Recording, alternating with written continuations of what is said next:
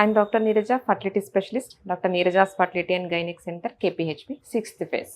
Self-medication for abortion, is it safe? చూద్దాం.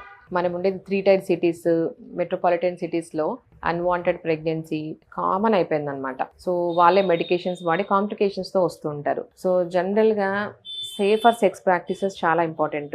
దానికి awareness create చేయాలి ఫస్ట్. ఎందుకంటే దానివల్ల ఎస్టీడీస్ ప్రివెంట్ చేయొచ్చు, సర్వైకల్ క్యాన్సర్, ఇలా అన్వాంటెడ్ ప్రెగ్నెన్సీ మనం అంతా అవాయిడ్ చేయొచ్చు అనమాట. సో ఎప్పుడు కానీ ఒకవేళ ప్రెగ్నెన్సీ అన్వాంటెడ్ వచ్చిందనుకో ఫస్ట్ కన్సల్ట్ డాక్టర్ కన్సల్ట్ అవ్వాలి. ఎందుకంటే మనకు మెడికల్ ఎంటీపీ చేయడానికి కొంచెం ఫిక్స్డ్ క్రైటీరియా ఉన్నాయన్నమాట. సో ప్రెగ్నెన్సీ అన్ని స్టేజ్లోనే మనము టాబ్లెట్స్తో పోగొట్టలేము. సో ఫస్ట్ ఏదైనా ప్రెగ్నెన్సీ వచ్చినప్పుడు ఫస్ట్ స్కాన్ చేయాలి.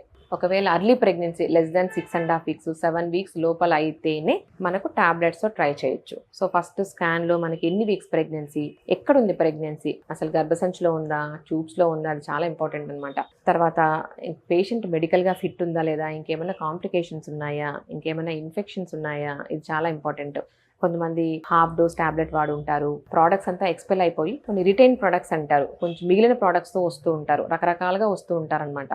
ఫస్ట్ స్కాన్లో మనము ఏ స్టేజ్లో ఉంది ప్రెగ్నెన్సీ, సో అదంతా ఇంపార్టెంట్. దీనికి ప్రాపర్ కన్సెంట్ తీసుకోవాలి. సో ఎప్పుడు మెడికల్ ఎంటీపీ ముందు ప్రాపర్ కన్సెంట్ తీసుకొని ఎక్స్ప్లెయిన్ చేయాలి వాళ్ళకి. Medical MTP less than 6 and 7 వీక్స్లో మనం అలో చేస్తాము. ఒకవేళ ఏదైనా రిటైన్ ప్రోడక్ట్స్ టాబ్లెట్స్ ఇచ్చిన తర్వాత కూడా 1 వీక్ తర్వాత మళ్ళీ మనం స్కాన్ చేసి ఫుల్గా ఎంటీ అయిందా లేదా, ఫుల్గా ప్రోడక్ట్స్ పోయినాయా లేదా చెక్ చేస్తూ ఉంటాం. ఒకవేళ రిటైన్ ప్రోడక్ట్స్ ఉంటే వాళ్ళకి మనము మళ్ళీ అనస్థీషియా ఇచ్చి క్లీన్ చేయాల్సి ఉంటుందన్నమాట. సో ఇవన్నీ మనం ఎక్స్ప్లెయిన్ చేస్తాం. మీన్ వైల్ ఈ ప్రాసెస్లో మనము యాంటీబయాటిక్ అడ్వైస్ చేస్తాము. ఒకవేళ ఈ ప్రాసెస్లో ఎక్స్పెల్ అయ్యేటప్పుడు పెయిన్ ఉంటుంది, దాంతోపాటు పెయిన్ కిల్లర్స్ అడ్వైస్ చేస్తాము. ఒక ప్రీప్రోబయాటిక్, మళ్ళీ మనకి ఇన్ఫెక్షన్ రాకుండా ప్రీప్రోబయాటిక్, ఇవన్నీ మనం పేషెంట్కి అడ్వైస్ చేయడం జరుగుతుంది. అండ్ కన్సెంట్ అనేది మనం చాలా ఇంపార్టెంట్ అనమాట.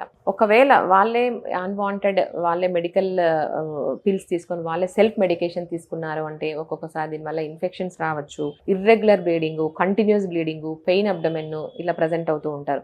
దీనివల్ల ఏమవుతుందంటే ఫ్యూచర్లో ఇన్ఫర్టిలిటీ వచ్చేస్తుంది అనమాట. ఈ ఇన్ఫెక్షన్ మనం నెగ్లెక్ట్ చేసామంటే ట్యూబ్స్ బ్లాక్ అయిపోవడము, ఇన్ఫర్టిలిటీతో ప్రజెంట్ అవుతూ ఉంటారు. ఈ రిపీటెడ్ ఒకవేళ 2-3 అబార్షన్స్ కంటిన్యూస్గా చేస్తే గర్భసంచిలో అతుకులు వచ్చేస్తాయి. దాన్ని యాషర్మ్యాన్ సిండ్రోమ్ అంటారు. సో దాంతో ప్రజెంట్ అవుతూ ఉంటారు.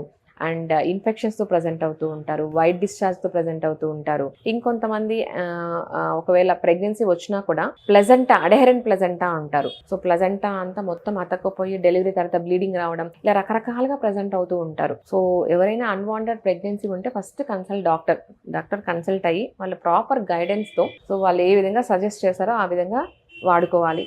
సో సెల్ఫ్ మెడికేషన్ ఎప్పటికైనా మంచిది కాదు. Thank you.